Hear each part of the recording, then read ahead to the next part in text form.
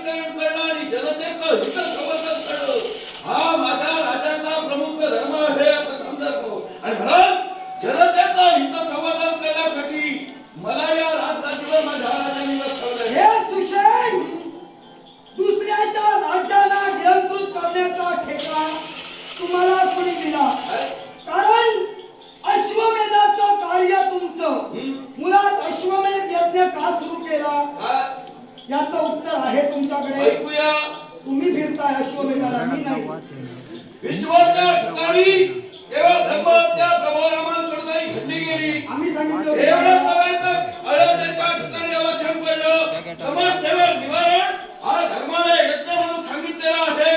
तो मार्ग राज्याप्रमाणे अवलंबला आणि म्हणून आज त्या मार्गाचा जर आपल्याला का होत आहे एकच अश्वमेध यज्ञ काय, त्याहीपेक्षा यज्ञ कार्य प्रत्येकाला करावे. पण अश्वमेध यज्ञ स्वतःच्यातून झालेल्या पापसरणासाठी चालू आहे. मग अश्वमेध यज्ञ जर का स्वतःच्या पापाच्या शरणासाठी चालू आहे, तर दुसऱ्याच्या राज्यात जाताना त्या राज्याचे जर का राजकर्त्यांनी तुमचा अश्व बंदिस्त केला तर त्याच्याशी युद्ध करणं हे धर्मशास्त्र सांगताय. मग माझ्या पुराणानं तुमचं अश्वबंधन केलं नाही. राहिला प्रश्न फक्त आम्ही इथं नव्हतो. मग आम्ही नव्हतो तेव्हा तुम्ही दुसऱ्या राज्यात प्रवेश करू शकला असता. आम्ही इथं नसताना आमच्या राज्यावर तुम्ही अधिकार दाखविला हे आम्हाला मान्य नाही. अश्वमेध किती कालावधी पूर्ण करायचा असतो एक संवत्सराचा. मग एक संवत्सराच्या ठिकाणी आम्हाला यज्ञ संपूर्ण करायचा होता. मला सांगा हस्तिनापुराचा त्याग करून तुम्ही किती वर्ष आहात या तेव्हा हस्तिनापुराचा त्याग करून आहात? 12वा वंशज माझा तुझ्या समोर उभा आहे. आणि या 12व्या वंशजापर्यंत पोहोचत असताना आज कृतयुगापासून या त्रेतायुगात प्रवेश करते आम्ही झालो. कारण ब्रह्मदेव, त्यानंतर अत्रि, त्यानंतर सोम ऋषींनी हस्तिनापुराची स्थापना केली.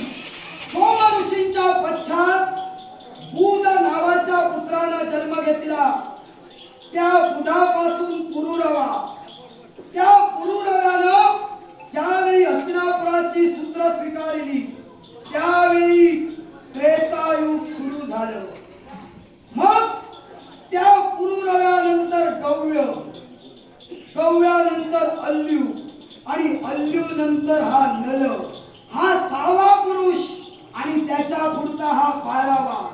मग एवढी कल्प नलापासून पुढच्या 6व्या वंशजापर्यंत हे हस्तिनापूर सोडून आमचं युद्धच चालू आहे. मग याची माहिती राज्य करणाऱ्या तुमच्या रामचंद्राला माहित नाही. मग का एवढा का तुम्ही स्वतःच्या राज्याला केवळ शांता न ठेवता राहू शकता? मग त्या राज्याला शांता राहू त्याचं सबलीकरण करणं हे आम्हाला तरी क्रमप्राप्त आहे. शास्त्र नसला तरी माझा परिवार इथं आहे. त्या पलीकडे जाऊन अष्टप्रधान मंत्रिमंडळ हस्तिनापुरात होतं. मग त्यांच्याशी सल्लामसलत न करता आक्रमण करून तुम्ही हस्तिनापूर का काबीज केलात? हा कुठला धर्म झाला तुमचा? अश्व जिथं जातो तिथं केवळ आम्ही मार्गपालन करतो त्याच्या मागून केला. तो हस्तिनापुरात आला आणि म्हणून आम्ही हस्तिनापुरात येथे झालो. अर्थात केवळ त्या यज्ञाच्या नियमाला अनुसरून हस्तिनापूर आम्ही काबीज केलं. पण एक लक्षात घ्या, ज्या हस्तिनापुरावर आपण आता अधिकार सांगताय ना, मला सांगा हे हस्तिनापूर आपल्या पूर्वजांनी उभं केलं काय हो? हे हस्तिनापूर नेमकं आपल्याच मालकीचं आहे का? होय. काय शंका आहे? याला कारण आहे या विश्वाच्या ठिकाणी स्वतःच्या द्रव्याला जे आपण प्रस्थापित करतो ते केवळ स्वतःच्या मालकीचं असतं. केवळ आपले पूर्वज म्हणजे सोम ऋषी, या सोम ऋषींनी विद्याभ्यास पूर्ण केल्यानंतर आपल्या पित्याचा म्हणजे अत्रींचा त्याग केला. एवढंच नव्हे तर हे विश्व फिरण्याची जिज्ञासा त्यांच्या मनात उत्पन्न झाली आणि तो मार्ग अवलंबन असताना केवळ एका निर्जळ स्थळी भागीरथीच्या काठी त्यांचं आगमन झालं. या भागीरथी तीरावर एक गज स्वतःच्या शून्यानं एक भला मोठा वृक्ष हलवत होता आणि त्या वृक्षावर असणारे केवळ पक्षी, ते पक्षी त्यांची पिल्ल जमिनीवर पडू लागली आणि मृत होऊ लागली. आणि म्हणून त्या पक्ष्यांनी स्वतःच्या केवळ पिल्लांचं रक्षण करण्यासाठी त्या गजराजावर हल्ला चढविला. आपल्या तोचीने त्याला जर्जर केलं. तो हत्ती तिथं मृत पावला. आणि त्यावेळी आपल्या पूर्वजांना म्हणजे सोम ऋषींच्या मनात आलं की ही पाखरं स्वतःची इच्छा पूर्ण करण्यासाठी एका गजाला लोळवू शकतात, तर मी माझी महत्वाकांक्षा पूर्ण कशी काय करू शकत नाही. इच्छा व्यक्त होती, राजा बनावं, स्वतःच नगर वसवावं. त्या वेळेला दृष्टांत झाला की हा गजा तिथं पडला, या ठिकाणी मध्ये द्रव्य आहे. हे द्रव्य त्यांनी केव्हा तिथून बाहेर काढलं त्या वृक्षाच्या खालून आणि त्या द्रव्याचे वेगळे करून हे हस्तिनापूर वसविलं. पण हो, लक्षात ठेवा, द्रव्य स्वप्न दृष्टांताहून त्यांना जाणीव झाली या ठिकाणी द्रव्य आहे. ते द्रव्य घेऊन हे सोम ऋषी तुझ्या मनाची इच्छा पूर्ण कर आणि या ठिकाणी राज्य वसव. मग त्या ठिकाणी जे द्रव्य होतं ते कुणाचं तुम्हाला माहित आहे? राजे ओंकार यांचं ते धन होतं. केवळ या विश्वाच्या ठिकाणी 24 पुत्र ज्याला प्राप्त होते असे राजा ओंकार. या पुत्रांच्या ठाई 18 आणि 6 ची विभक्ती झाली, गटबाजी निर्माण झाली आणि त्यांच्यात संघर्ष झाला. केवळ या कलामुळं राज्य लयाला गेलं आणि निर्जळ झालं. लक्षात ठेवा, राज्याचा सर्वनाश झाला आणि त्या राज्याचं ते घर त्या ठिकाणी होतं आणि ते तुमच्या पूर्वजांनी प्राप्त केलं. ते तुमच्या मालकीचं आहे. हा, ते धन तुमच्या मालकीचं आहे असं तुम्हाला म्हणायचं आहे. मग सोमऋषींच्या मालकीचं कसं होतं ते सांगा. या विश्वात स्वप्न दृष्टांत कुणाला झाला? सोमऋषींना. मग सोम ऋषीला स्वप्न दृष्टांत दाखविणारी शक्ती कोण? विश्वात दैवी शक्ती आहे. मग देवानं दाखविलेला दृष्टांत हा दुसऱ्या कुणाला नव्हता, सोम ऋषीना होता, म्हणजे राजे सोमेश्वरांना होता. मग सोमेश्वरांना देवानं स्वप्न दृष्टांत दर्शविला.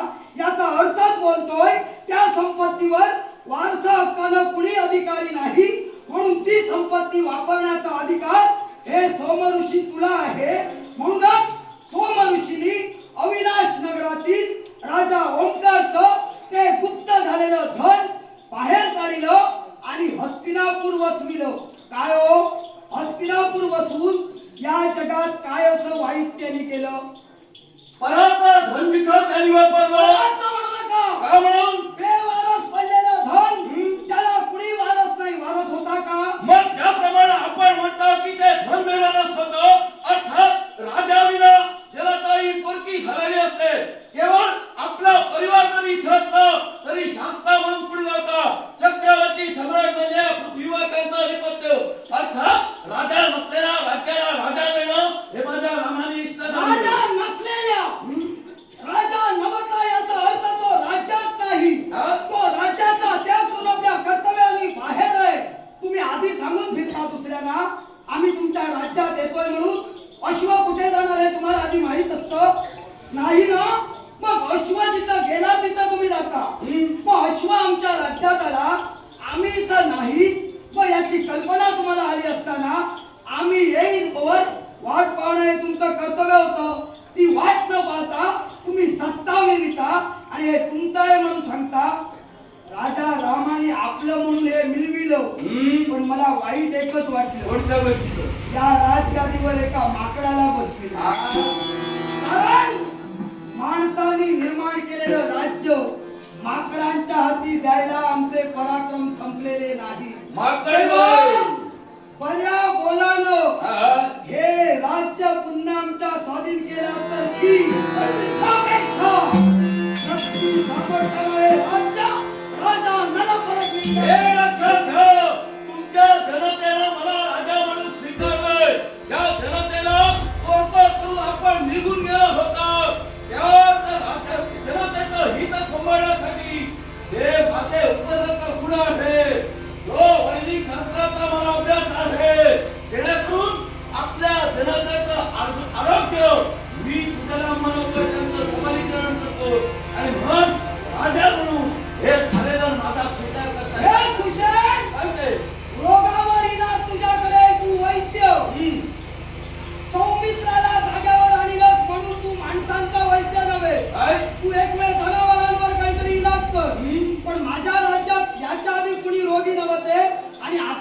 परिस्थितीत नाही तेव्हा तू वैद्य आहेस म्हणून तुझ्या हाती सत्ता येणार अशातला भाग नव्हे.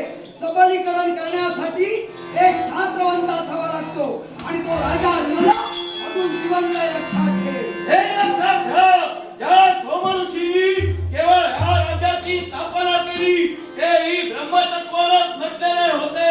अर्थात केवळ शास्त्रवंताला झालेला योग्य आहे हे आपलं बोलणं तरी मला रस्ता वाटत नाही. पण क्षत्रिय धर्म स्वीकारल्यानंतर ब्रह्मतत्वाचा त्याग त्याने केला.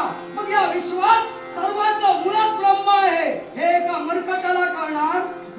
या विश्वाच्या ठिकाणी ज्ञानवंताचा आहे, विद्यावंताचा आहे.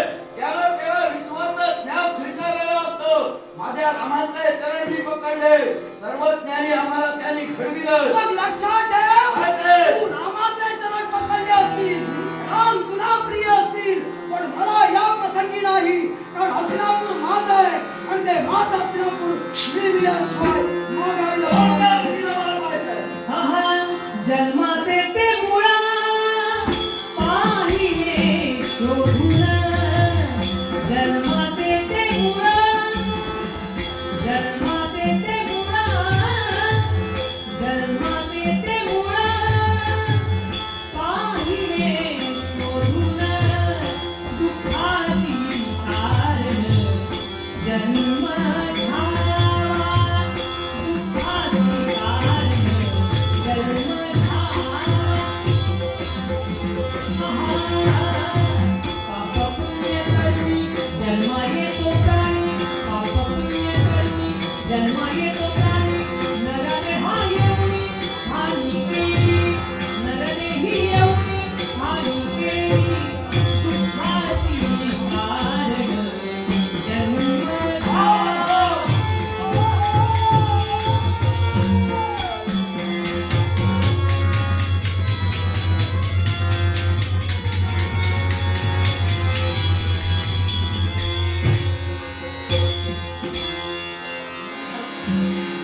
आज तुमचे पराक्रम उघड्या नेत्राने अनुभवायला मिळाले. तुमचे पराक्रम पाहून तुमच्या सानिध्यात आम्ही घडतोय हा आत्मविश्वास पुन्हा एकदा आमचा उंचावून घ्या. अजमीर, पराक्रम आमचे पाहिले पण संघर्ष थांबले नाही, संघर्ष संपले नाही. संघर्ष आता सुरू झालेले आहे. कारण परांना सुषेण नक्कीच आपल्या शास्त्यापर्यंत जाणार आणि त्यांच्या कानी वाहता आल्यानंतर पुढे काय घडणार याची कल्पना काय. पण समाधानी का गोष्टीचं वाटतं? आमच्या हस्तिनापुरावर हा सुसेन वानर खऱ्यातनं राज्य करत होता. ती आमची मायभूमी, ते आमचं हस्तिनापूर आम्हाला पुनश्च मिळालं म्हणायला हरकत नाही. पण बाळ एक लक्षात ठेव, आम्ही इथं नसताना ज्या अयोध्या वासियांनी तो एक दुसरा कोणीतरी येईल. याचा अर्थ एकच आहे, या ठिकाणी राहणारा कोणीतरी शास्त्र हवा. माझ्या मुलाला सांभाळणारा कोणीतरी पुरुष इथं थांबणं गरजेचं आहे. किंवा आम्ही निर्णय घेतलेला निर्णय हो. कोणता निर्णय? तुझ्यावर विश्वास, या केवळ सोमवंशाचा अलिखण घालत असताना सिद्ध करण्याची संधी तुला मिळेल आणि त्यासाठीच या हस्तिनापुराचा भावी शास्ता, भावी राजा म्हणून राज्याभिषेक अजमीर तुला केला जाणार. भविष्यात या हस्तिनापुराचं राज्य सकार या अजमिराला सांभाळावं अशी आपली इच्छा. पण मनात माझ्या विचारांचा गुंता थैमान करू लागला. पुन्हा एकदा विचार करा, हे राज्य चालवायला मी सक्षम आहे का? अरे पराक्रम हे उपजत असतात. आतापर्यंत सोमवंशाच्या प्रत्येक वंशजाला आपले पराक्रम दाखले आणि जो शास्त्र धर्म स्वीकारला त्या शास्त्र धर्माच्या कर्तव्यामध्ये भूषण म्हणजे पराक्रम.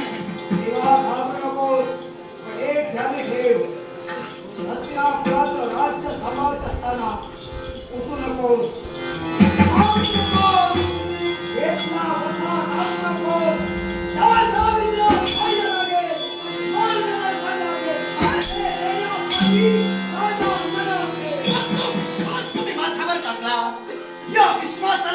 जमीन कधी तडा जाऊ देणार नाही. त्याच विश्वासाला साक्ष म्हणून मी तुम्हाला भरवशाचा शब्द देतोय.